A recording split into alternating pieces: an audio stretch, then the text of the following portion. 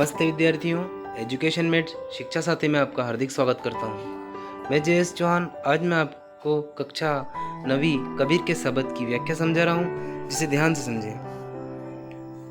शब्द: मोको कहाँ ढूंढे बंदे, मैं तो तेरे पास में, ना मैं देवल ना मैं मस्जिद, ना काबे कैलाश में, ना तो कोने क्रिया कर्म में, नहीं योग वैराग में, खोजी हो तो तुरते मिली हो पल भर की तलाश में।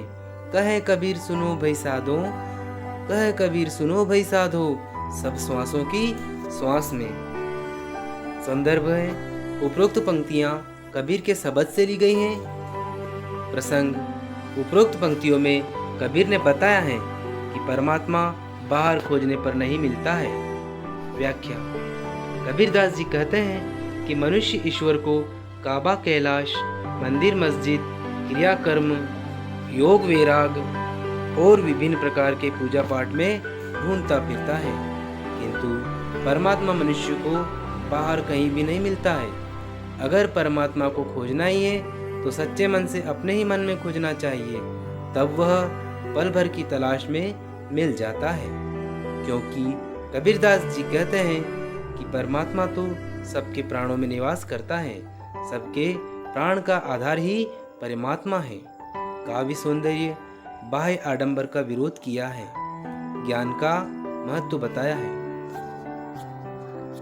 अगली व्याख्या: संतो भाई आई ज्ञान की आंधी रे, भ्रम की टाटी सबे उड़ानी, माया रहे न बांधी, इति चित्त की द्वे थुनी गिरानी, मोह बलिंडा टूटा, तृष्णा छानी परी घर उपरी, कुबधी का भांडा फूटा, जोग जुगती करी संतो बांधी, निर्चु चूहे न पानी, उड़ कपट काया निकस्या, हरि की गति जब जानी, आंधी पीछे जो जल बूढ़ा, प्रेम हरि जन भीना, कहे कबीर भान के प्रगटे, उदित भया तमखीना।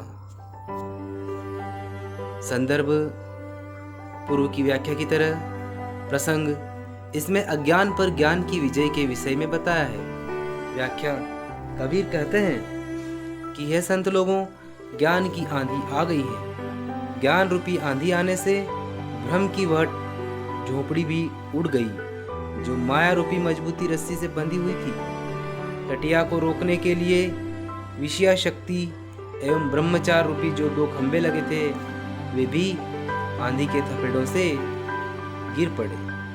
उस तृष्णा रूपी छप्पर का प्रमुख आधार मोह रूपी बड़ेर बल्ली भी टूटकर नष्ट हो गई।